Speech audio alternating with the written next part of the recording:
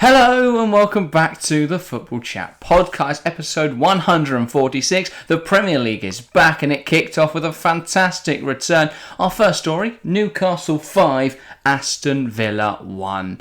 Should we talk about the game? Well, we covered it live on TFC Live, a very exciting stream, very exciting game. It was kind of shocking, really. I really thought it was going to be a close match. I thought both sides would score a few, but Newcastle really took control of proceedings. They did. I mean, first and foremost, it was nice to have the Premier League back. Obviously, opening weekend's always exciting. You usually see a few frills and spills. It's usually, exciting. You see new deals, playing out on the pitch, new signings, debuts. It's usually quite a lot of fun. For Aston Villa, though, as you say, it wasn't much fun. Well, not after the 17th minute. It was interesting because, as I say, until first half, it was pretty close. I think Newcastle obviously took the early advantage through Tonali. Villa responded well through Diaby, and I thought, this is brilliant. We've got two new debutants scoring. It's 1-1. This could be a cracking game. And then obviously Tyrone Mings suffered a terrible injury, and on that, obviously horrible to see. Hopefully he recovers. But I don't know what happened after that. Isak then scored another one. Isak then scored one, and half-time 2-1, I thought, that's right, it's still a close game. We'll see how it goes in the second half. And I don't know, Yuri Tielemans came on at half-time for Aston Villa. That was a really strange one, because it felt like Villa were too narrow anyway, and they took off a winger and brought on a midfielder. Where was the need? They're in the game. And after that, I didn't really see Villa go forwards. Genuinely, just didn't get the ball forwards. And then, Isak got another one. Then Wilson came on and scored. And then, to round it all off, Harvey Barnes' Newcastle debut. So Harvey Barnes' goal and assist. Yeah. On Newcastle debut coming off the bench. A very, very good way to start life on Tyneside. But it felt like Villa were definitely the worst side. They seemed, but going into the game, people thought they were very close, and we were saying they're very, very close. But after it felt like Villa were miles below them. But if you compare the two squads on paper, you'd be saying it's a close match. So what really went wrong for Villa? Honestly, it was kind of like Mings got injured and then suddenly bang, everything had gone. I think Konza and Cash on the right-hand side had, let's just categorically horrific day at the office. Yeah. I mean, Ezri Konza was, fourth goal, I don't know what he was doing. Or was it the third goal? It was one of Isak's goals. Most of Konza's... Yeah. Most of the goals constant. Cash I think it's probably the worst performance in a Villa shirt he's had. He was really off the pace. I think it was... He just looked like a rabbit in headlights. Yeah. They constantly looked lost. I don't really know what he was doing. Leon Bailey had to leave the front line and join, and start and play right midfield with Diaby coming in, and he just looked absolutely lost. It was really... It felt a bit forced for Emery to play Bailey on that right. I know, obviously, if I had a guess, I'd probably predict that Emi Buendia was going to start on the right this year predominantly. But then obviously he picked up another horrific injury for Aston Villa. So then Leon Bailey playing there, I don't know if that was the right call. I mean, he eventually was the one who came off for Tielemans. Is it a bit of a matter of wrong tactic for this team? Villa have invested a lot in getting these really technically good players, yet Emery seems stuck in his way, sticking with this 4-4-2. It's the same thing that he used at Villarreal. It's very, very compact out of possession. Then they spring forward in possession. Very counter-attacking style football. And it really works if your team is the worst team. And if you just need to get the result over that line in that one match. But Villa aren't making use of their talents. You've got players like Diaby and Leon Bailey now. And yet there's no wingers on the pitch. There's two wide midfielders, but they don't do anything. They don't go forward. It was bizarre. You had a left... Obviously, Diaby did well up front, but...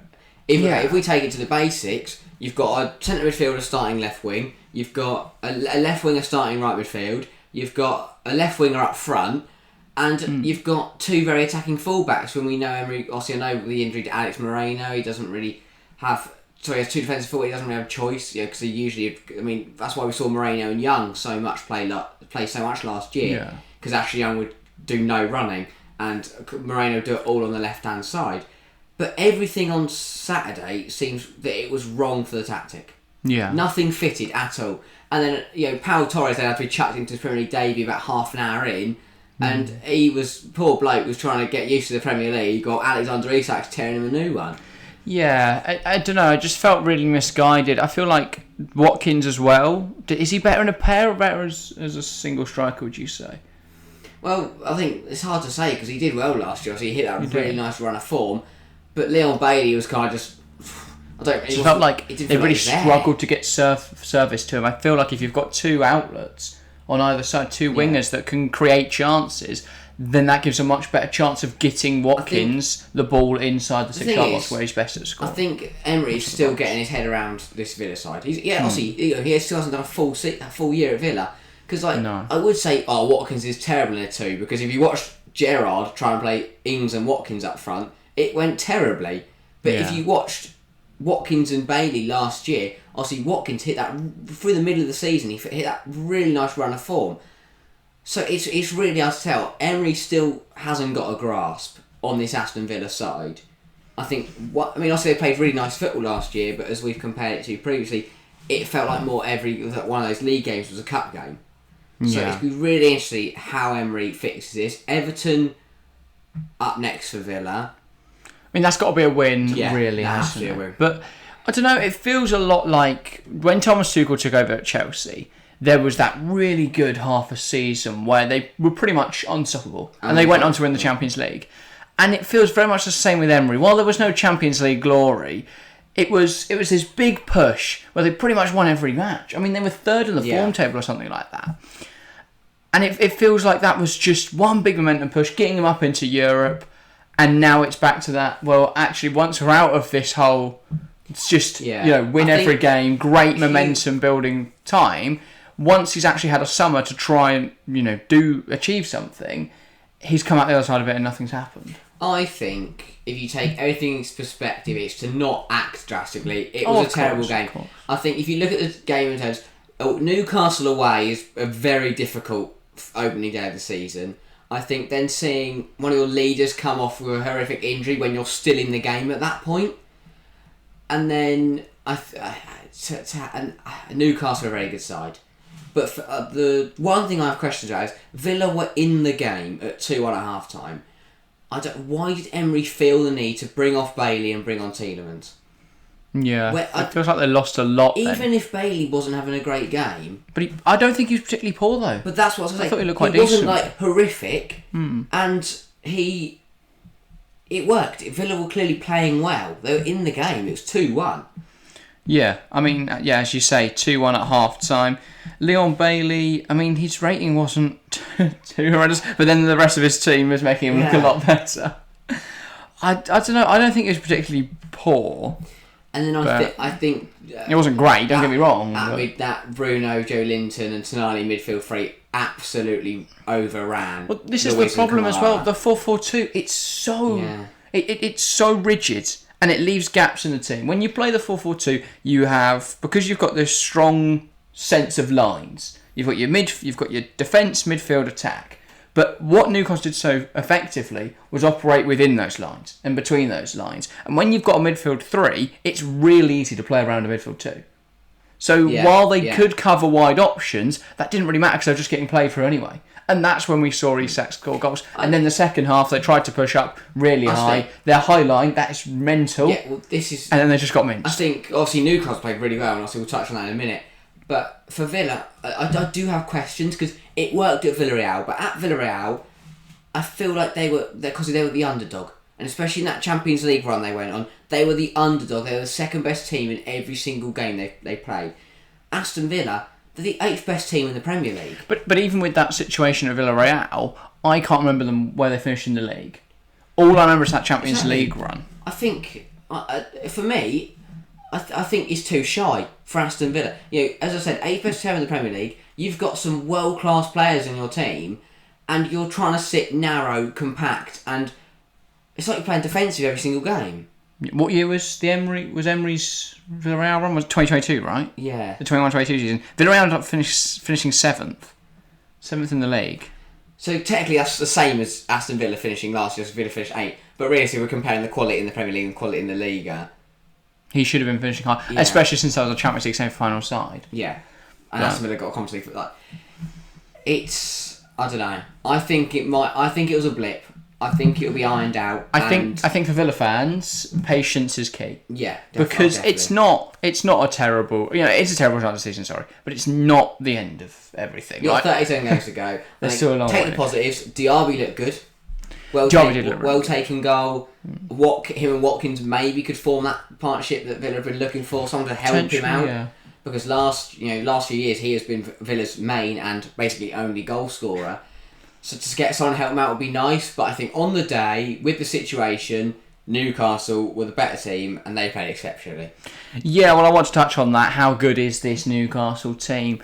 Because, well, we're going to have a debate later about that midfield. But we'll touch on them briefly here. It's such a well compositioned midfield. Because you've got Bruno, you've got Tonali, you've got Joe Linton, and they complement each other so nicely. Yeah. You've got so Tonali and Bruno. With Tonali there, it means Bruno's given a bit more license to go forward. Because when Tonali goes forward, Bruno can sit. When Bruno goes forward, Tonali can sit, and it means that we get to see attacking sides from both of them. And I mean, as we saw, Tonali very fruitful, scored, could have got a second, only denied by a fantastic save from Emi Martinez. It just, I feel like it really, really works. And then Joe Linton provides that energy, provides that threat, a little bit of creativity as well.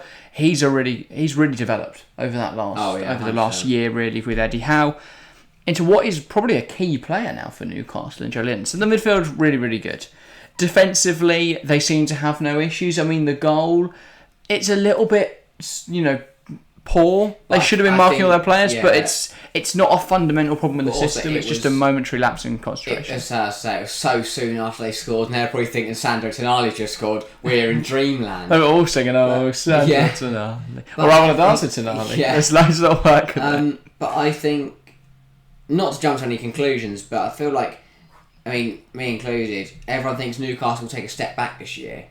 Yeah. And I don't, as I said, I don't want to jump the gun, but does this prove they're going to stay up where they were last year? Or is this just a bit more of a fluke result? It is fascinating, isn't it? Most people were saying Liverpool jump forward. I mean, we were sitting on the pod, so we're not, throwing shade on them. We were saying Liverpool jump forward, Man United will jump forward. Chelsea jump forward. Chelsea will jump forward. From what I've seen, Chelsea may well jump forward, and we'll touch on them in a moment. Liverpool got sidestepped. But Liverpool look worse because they haven't got midfield now, and United look tragic. I mean, if VAR actually knew how to, do their job, they'd have lost. Who should look right next? Chelsea, Liverpool, Man United, Wolves. Let's go to Man United, Wolves. Okay. Here we go. Fair enough. Should we start with the penalty or end with the penalty? Should we start with the penalty decision? Nah, we'll talk about the game first. Okay, yeah. United just looked really, really poor. Yeah. There's no other way to describe it. United just didn't offer anything. They weren't good going forwards. They were way too open defensively. Sandro Martinez was basically their only line of defence. And all he did was chop people down. And he had to, because they were so open. They basically had no midfield. And I don't get it, really. Ten Hag's a tactical genius. Yeah. His understanding of the game, far superior to any of ours. But he really thought a midfield three of Mount, Bruno and Casemiro was going to be fine. I think he might have overrated Mason Mount a little bit. What was he expecting to happen? I don't know if it's mental, but for me watching in, I see that and go, well, they're obviously going to get ripped open, aren't they? That is exactly what happened. I don't know. It was bizarre. Don't get me wrong, Wolves midfield played really, really well, and I think that three of Nunez, Lamina, and Gomez is really, really good. But I feel it was like way too easy for I should probably apologise on behalf of all Wolves fans. I spent the whole of pre-season slating them, saying they're going to go down, saying they've got crap kits, and saying that they're definitely getting relegated. You said you Lopetegui was first match, which I was right, but technically I thought it was because of poor performance, not because he doesn't like the board. But to be fair, Gary O'Neill's in there, and it was a solid performance, and they did get unlucky, hitting the post, controversial decisions. They need to buy a striker. That team can't finish chances. It's just, it was so frustrating to watch. Pedro Neto is a good player. He was. I've not seen anything of Pedro Neto since he got injured. Yeah. He picked up an injury towards the start of last season. Kaladzic, he just rolled around and he got punched in the head. He came off the bench. Oh, did he? He came off the bench, so I believe. I swear he started. I've watched the game. Did he come off the bench early? Hang on, I'm going to have to double check now. I could have sworn he came off the bench. I watched the majority of the game and I thought he started. No, he didn't start. It's Matthias Cunha and Sarabia up front. But it really did work. But Cunha is, I would describe him as an attack midfielder. Yeah. Not as a number 9. Pablo Sarabia is not a striker. Sarabia is a good... Well, this has it down as a 4-4-2, which... Probably could have been how it worked, but Sarabia was often out on the left and Neto out on the right, a bit more of a 4-3-3. So, yeah, I don't really know what shape it was. But Sarabia looked really exciting. Yeah, and I think if you can actually get him on the ball more, get him in and around goal, he will get goals. I mean, he dragged one just wide on the left-hand side of the pitch, cut in on his right foot, and it was just wide of the far post. So, not far away at all with that chance. And I think... if Wolves can get a bit more clinical, they're going to be in a much better position than a lot of us. But I mean, I think we both put them to get relegated, didn't we? I put them bottom. No, I didn't. Sheffield United bottom. I put everyone but Sheffield United bottom. But I think Wolves played really well. I think Tonali needs to go back to the drawing board. Gary O'Neill needs to be happy with his side. And both sides need to push on, though. Wolves need to take the momentum from it, and United need to rethink. The problem for Wolves is they now play Brighton. They're going to get battered. I don't know if they'll get battered, but I feel like Brighton will win that. I think if United are on form, that's 4-0. I don't know. Depends. Because what is if United were playing really well, obviously, because United are playing really well, it's such a weird what if Wolves are the best team in the world. Well, exactly. You know, if Wolves had prime Messi, they probably would have won the game. To be honest. Yeah, interesting. Should we touch on the Onana punch? Touch on it. It's the main conversation, mate. Yeah. May not be the title of the thumbnail, but it's all we care about. He clobbered a bloke and got away with it. If I do that in the street, I'm in jail. It wasn't a clobber. A bizarre moment. But how on earth VAR looks at it and gone, that's alright, the bloke just smacked it in the face. It's ludicrous. Like, they just... I mean, he's in my FPL, so I'm not complaining, but... what on earth? Like, how do you come to that decision? Onana can count himself lucky. He said in his interview that he wasn't worried at all that I'd ever be given a penalty. Yeah, that's the biggest... that he would have gone, shit, I just like that. But we know he's a bit of a... what's the word? God, what on earth are you about to say? No, I'm trying to think.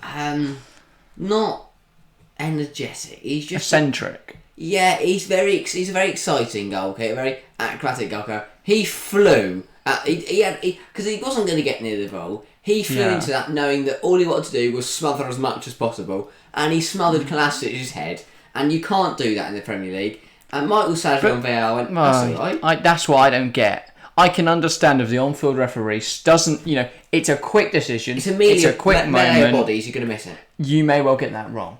How the Christ, some bloke watching it on the TV goes, dunno, probably not. Probably not a fan. How? What? I just don't get it. What have they done to him? Oh, he's not allowed to referee this week. Oh, what a naughty boy. They've got to watch this. It's just, how can they keep getting away with it? It's daylight robbery.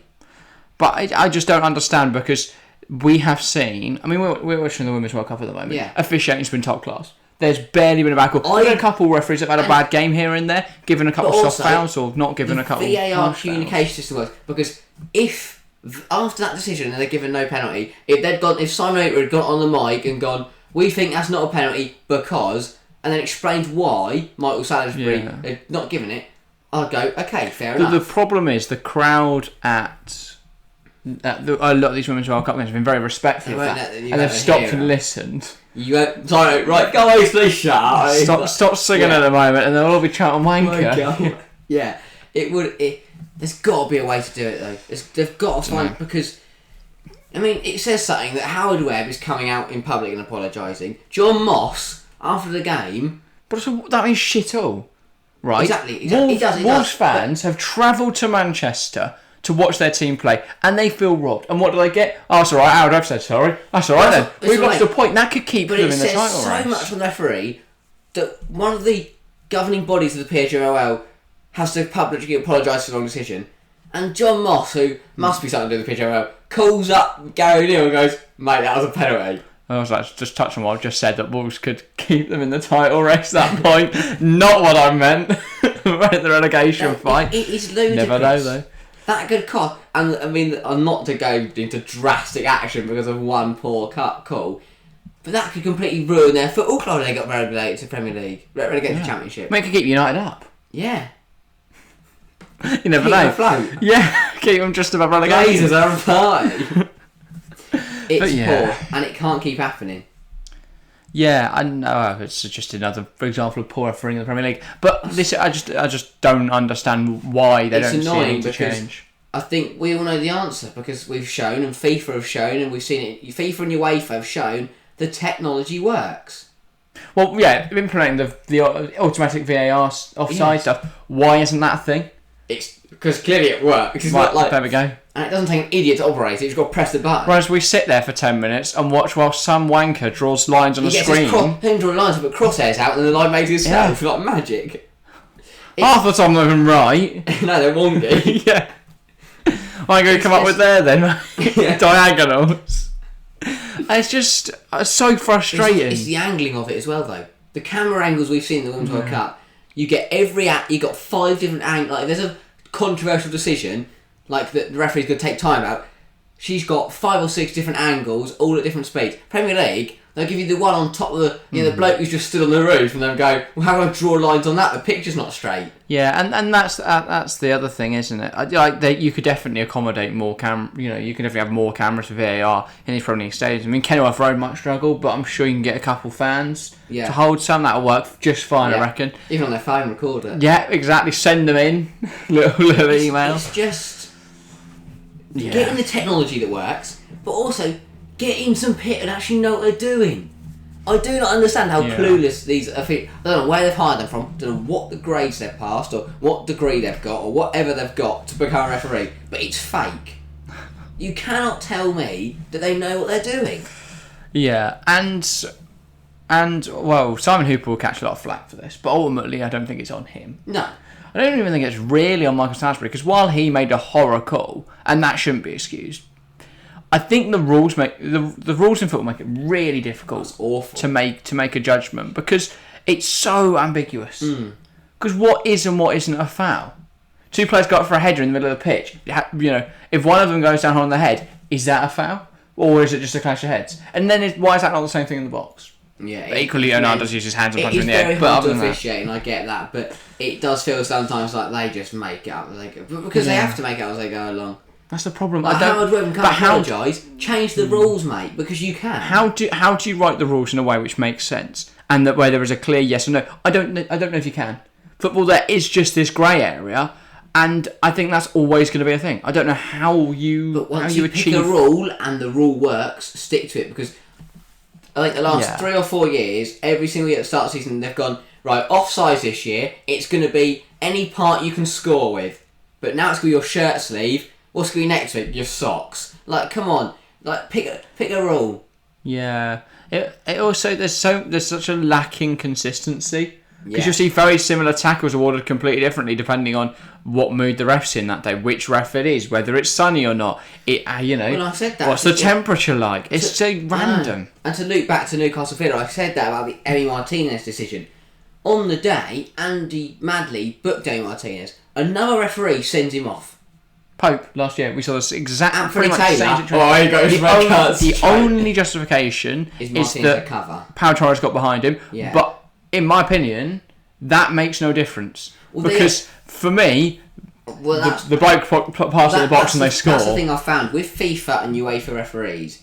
It feels like they all have an opinion. They have one opinion between them all. In the Premier League, every ref has his own different opinion of the rules. Yeah, I don't know. It's just... Right. Well, that's a referee rant. A nod. We should have a section, it's referee rant. We will, okay. It feels like every week. It's the same thing's happening next week. I mean, we'll get on to Chelsea Liverpool. Anthony Taylor... But also... took 80 minutes to book Canate. Well, firstly, I just want to mention before we get on to Chelsea Liverpool... Yeah. That the way they've dealt with this situation, PGMOL, is atrocious. Like, I can't come next week. Oh, sorry. We'll ban him for a week. We don't let him referee games this weekend. Why? They made a mistake. It's... Oh, not here. I don't get it. I don't know. Mistake. But also, what happens now? We get to next weekend, and 4 different referee sets make a horrible mistake. No one turns up the ref the week after. But Castle are going again. Like under nines, they get one of the coaches to do it and go, well, I'm going to play it as fair as I can. And you're on the crowd, got a whistle. Come on. You could do what?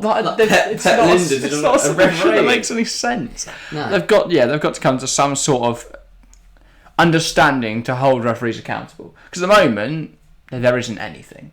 What is it? Probably not letting them have a week off. Well, it's just annoying. Sure they can work that one out. We know VAR works. We know all the technology and the video stuff works because we've seen it work. We've watched Champions League and European competitions and FIFA competitions. So why don't the PGMOL just go, look, hello FIFA, can we borrow your offside technology? Because they don't go, no. No, not allowed. Gianni Infantino will be like, no. Because I'd be like selfish. No, he'll be like, money. All the money. Because I can't. It's a tracker in. Part of it's they're trying to tracker in the ball, aren't they? That's what they're trying out this year. It's not rocket science. It's like standing a ball, mate. Yeah, like the one they're doing with the. They make the robot. That's just a graphic visualization of it. That's not. It doesn't. They're not going to have to like rip up like the whole of stadiums and implement it. It's just a bloke on the computer will do it itself. And then finally, with all the VAR and stuff, transparency is really key. Because I want to know what on earth was said between Simon Hooper and Michael Salisbury. Because what could they have possibly said? But the Premier League, they won't release that clip. They'll release the obvious one when the bloke puts his arm up here and it hits the arm. They go, right tails, I think that's handball. It's the one we just saw, not an obvious one. Because Onana punches a bloke in the face and nothing happens. Clap his hands at the his hands. Might as well, we've probably got away with it. Yeah, it's just such a weird decision. Yeah, it is. And it's frustrating because we're going to keep doing this every week, aren't we? It's going to be next week. Wednesday when referee of Brighton Wolves has watched. No, because that's 3 o'clock. They won't get any attention. Because it's one on TV that people actually watch. What's on TV? Tottenham United. Who's referee? Let me make my mind up. Michael Oliver. Oh, he's going to send off Sandro Martinez for booting the ball away. This is where the whole thing comes in about that whole yellow card. I was going to say, is the cards situation ridiculous? It's ludicrous. I disagree, And this might be not a commonly held opinion, but you know what? Fuck it. I'm fed up of time wasting all that shit. Just book them all. The thing I find ludicrous is the fact that you look at some games and it's last night's game, Monday night's game between United and Wolves. Yeah. Simon Hooper was card. Anthony Taylor, as we're about to get onto, took 80 minutes to book Canate after he made 6 or 7 fouls. But personally, you kick the ball away, yellow card. Yeah, me a twat. What was the point? Like, if you do that on Sunday League, a bloke punches you. I'll take a yellow card over getting punched in the head. Yeah, I don't see any problem with that. Dissent, the thing that annoys me the most... If someone told me that I'm a wanker, I'd book them. The thing that annoys me the most is this. Every fight, you get it so often, every match at the moment. And a guy in League One? No, Championship. The Rotherham game, someone got... Because they went like that to referee, and they got second yellowed for doing it. And I do not blame the referee, because if someone did that to me, imagine you're doing your job and someone tries to get you to do the most obvious thing. But also, you could say, referee, come on, shit, yellow card. Yeah. Rather than, ooh, yellow card. That's what the crowd do when they're taking the piss out of him, and then they turn it sideways and start doing that. It's like... Well, let's just try that on the pitch, see if they get a red. Red. Oh, you're red. But yeah, shall we move on? Chelsea versus Liverpool. Chelsea 1, Liverpool 1. Game of the weekend for me if Newcastle Villa didn't exist. I realised what I said when I saw Newcastle. I'm like, what a game it was. It was brilliant, absolutely brilliant. And to be fair, VAR got the calls right this week on this one. Yeah, as a Chelsea fan, very pleased, very enjoyable game. I think we played some really nice stuff. I think we actually looked pretty decent. But yeah, I don't know whether this will continue throughout the season, but I thought first 20 minutes Liverpool definitely controlled the game. Yeah. They were much better going forwards, they were nicking the ball in good areas, and they were passing through the defence quite easily. But once Chelsea settled into a rhythm, and it started looking really, really nice. It was when that second... Let me start again. It was when Salah's second goal got disallowed that Chelsea used that as momentum. Axel Disasi on debut from the corner. Doesn't mind if he does. Great score on his debut because he looked a little bit shaky before then. Obviously, I would put him... I'm not saying he's at fault. I put the predominant blame on him for the Liverpool goal. He had no clue that Luis Diaz was behind him.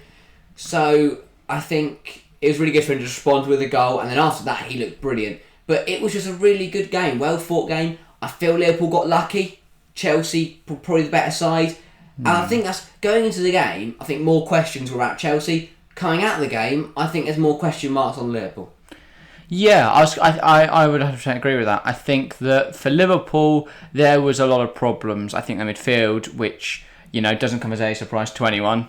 We've been saying for months now they need to buy some midfielders. They played 5 wingers and an attacking midfielder. Yeah, and it was way too easy for Chelsea to pass through. Now, obviously, it looked like so many attackers.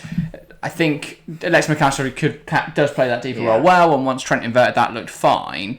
And they were able to deal, the three backs dealt relatively well with those long balls into Jackson, into Sterling. But my question comes is when a team plays a front three, or when City turn up to town, it's going to be a very different day for that back three.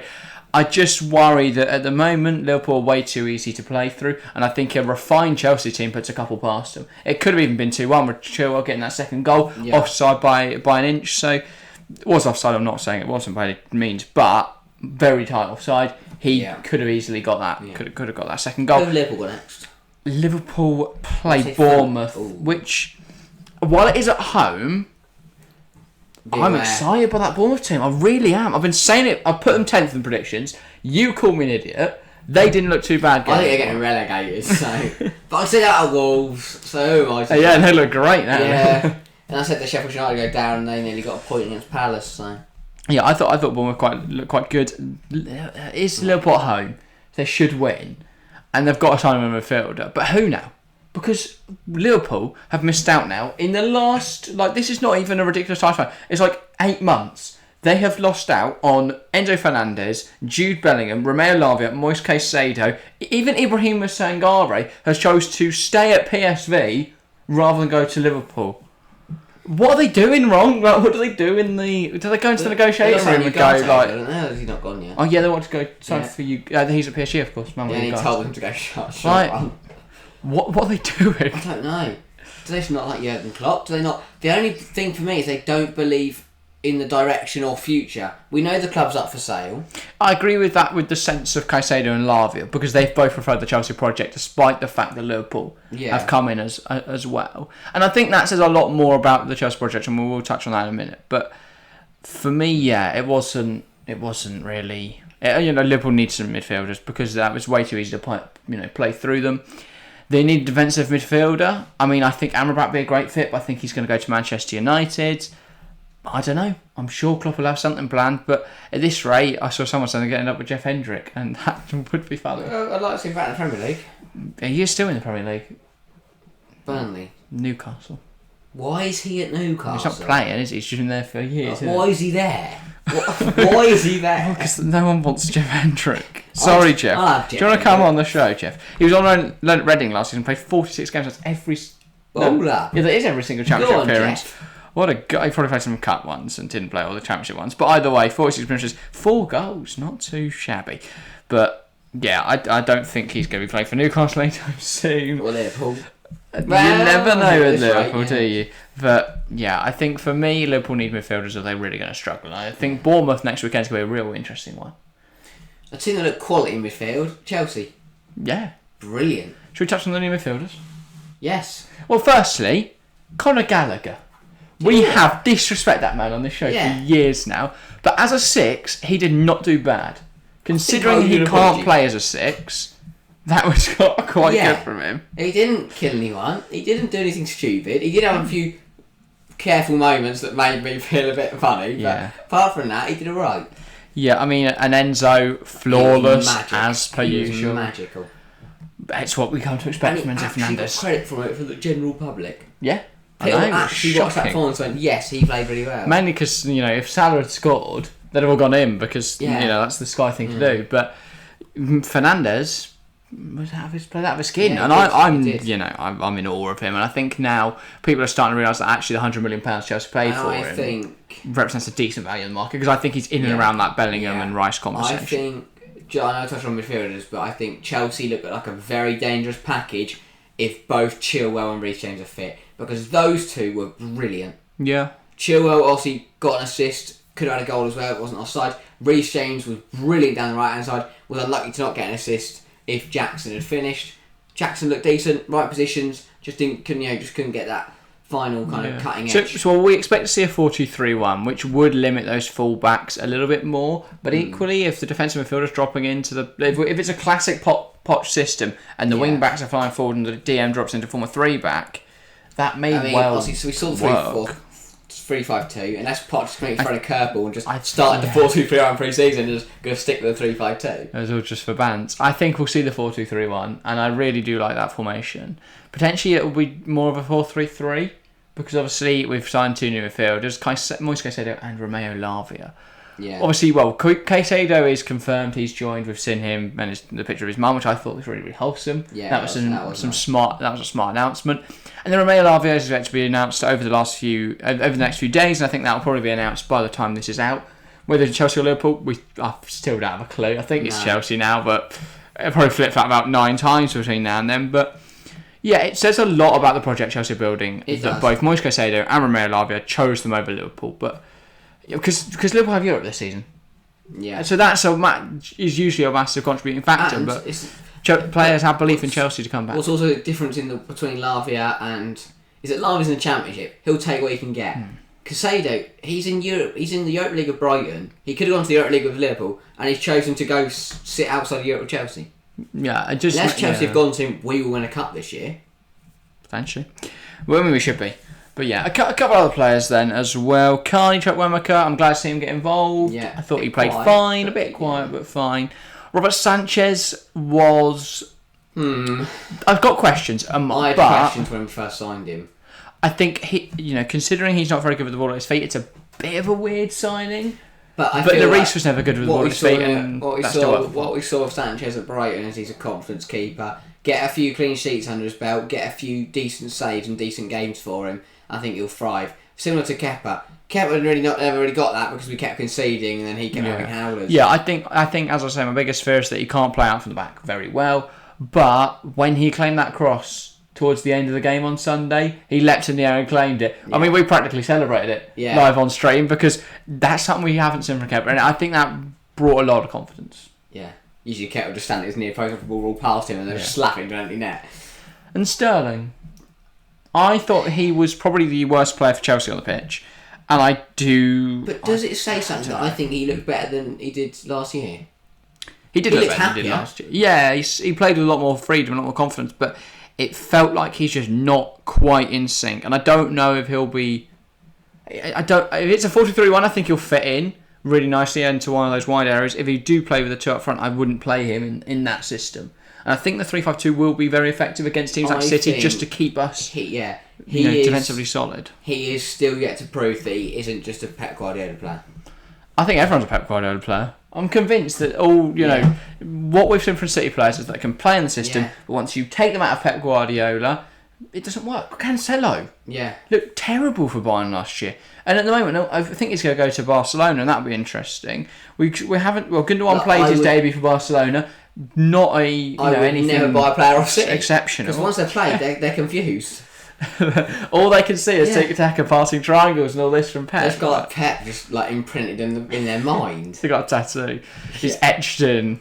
But it's crazy. Yeah, it's But Chelsea on the up, Liverpool with a few questions to answer. But I think they'll both take the point from the game. Yeah, and I think for Chelsea, Caicedo and Lavia are both big picks, big pick-ups. Up next then, our final story before we get into our FPL teams. I know you guys will probably be excited for that bit. It's Jack Harrison. Now you may be sat there thinking, this is mental. Jack Harrison? Why on earth are you mentioning him? He's not very exciting. He's not even in the Premier League. Well, he will be very soon. So, most of you will know Jack Harrison. Who Jack Harrison is, of course, the Leeds winger. Well, he doesn't want to play for Leeds next season because Leeds are in the Championship. And they're rubbish. But he was going to go on loan to Everton. That deal seemed to be very, very close. Then, Aston Villa went, oh, hang on. We need an Emery Buendia replacement. Why? And hijacked the deal. And they were going to bring in Jack Harrison. He travelled over to Birmingham. Was doing his medical. Forgot to mention he's injured for 2 months. So Aston Villa went, we're obviously not going to sign you. To which he went crying back to Everton, and they have taken him on loan for the season. Why? But a So weird many situation. goals. Why did Villa want him? Why did he lie to them and not tell them he's injured until he arrived? Well, it felt like, Why would Villa would know that? I imagine it was such a quick situation that he turned up on crutches. I'm like, hang on, mate. You're on crutches. You don't go sprint on a treadmill. You're on crutches. Is it April Fools? Oh, here we go. I don't know why Villa wanted him. I know they weren't great on Saturday. I think he's a really good player. No, he's not. I think he's a really good player. He's good, but he's not. He's not European football good. I think he scores in the Europa League. If you want, so go get Jared Bowen. But also, I'd only be alone until Buendia's back. Which... No. But I think I'll do well for Everton if they play. I mean, they signed Danjuma online and just didn't start him. Well, how do they do? They just wanted to Fulham, fuming. So apparently robbed in that game by VAR session. I haven't actually seen that yet, but I saw. I'm going to say that's right though, because I have slated Fulham all the summer again, and then they won. Okay, you're really braying on these. I'm really horrific at predictions, I've realised. Okay, well, tune in next week for predictions. Shall we get to our FPL teams? Because speaking of things you're bad at, fantasy. No, I've had a good week. I just meant in general. Okay. But yeah, of course, we do have the TFC League. If you're in it, please do comment your rank in the comments below. And obviously, if you're doing really well, we'll probably mention you in this video. So listen out, I should say, for your name. But yeah, shall we start with looking at our teams then? Yeah. How many points did you score this week, Harry? I scored a big fat 74. Not bad. 10 above the average? I'd say that's a fairly good week. Yeah, it was a pretty good week. The average was very high this week, so it feels like whatever your score was, like I'd look at a 79 and go, that's pretty... I've scored 79, by the way. I'd look at a 79... I'll just mention it so I can make my point. I'd look at a 79 and go, that's a pretty decent score. But this average is so high this week because literally everyone has captained Haaland. Yeah. So everyone's already on 26 and then gone from there. So, yeah, the average is unusually high. It's 64. I think I'm not too unhappy with my 79. No, I'm very happy. Could be better though. Would have liked to in top of my leagues. If you are part of the 9.5% of the game that don't have him, you're an idiot. Why are you doing it to yourself? Why would you? Do you want to lose? Do you want to have to be? Why? I was like, just for touching about. Why have I seen so many videos of people who lost the FPL League last year and the forfeit was to go on a dinner date with a teddy bear? What? I don't know why. I've seen them all over the internet. Several different videos. They are brilliant because they're hilarious because like a grown man, like 40-year-old football fan, sat there with Winnie the Pooh. You've just asked why they do it. There you go. It was quite funny. It's like, I don't know why I keep seeing it. I don't know why I've all of a sudden only just seen the forfeits come through. Yeah, I mean... We're not doing a forfeit with the FPL League, just in case there's a lot scared of joining. I was going to say, there's 635 people. Imagine we do, like, person who finishes bottom has to pay for everyone's dinner. Unlucky, you're in debt forever. You're forever paying off this meal. But yeah, so I'm quite pleased. Obviously, well, should we talk about what assets did well for us? Haaland, boring. No one cares. We both had him captains. Lovely. Yeah. I think we've had Saka as well, didn't we? We've had Saka on 10. That's not too bad. Johan Visser. Legend. Good gamble from you, to be fair. I had João Pedro. Benched him. Ooh. Tough times. My bench was pretty solid, to be fair. Benched Ben Mee. Turns out he was injured. I'm glad I benched him.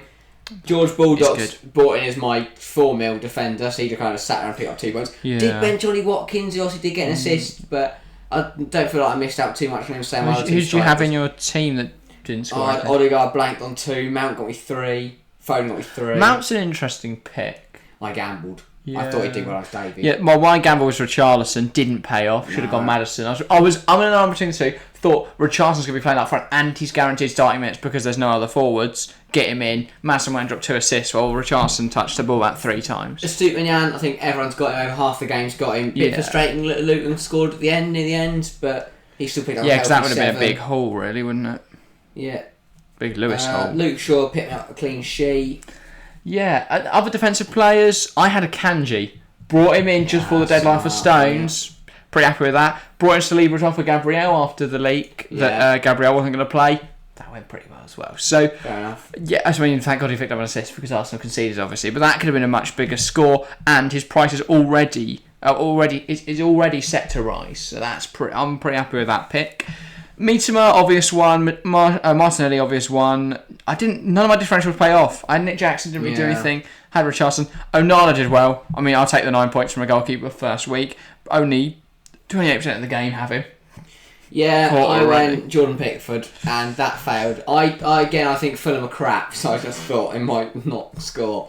But they did. Again, that was late on. And Reece James, although I kind of knew Chelsea would probably concede, I thought he should have got an assist, at least one assist, because Nicholas Jackson kept putting him over the bar or at the keeper, or kept getting the shots blocked, which was frustrating, but I think eventually he'll come good. But I'll take 74 from the first week. Not bad. Sticking for game week 2 then? No, I don't think I'm not making any transfers.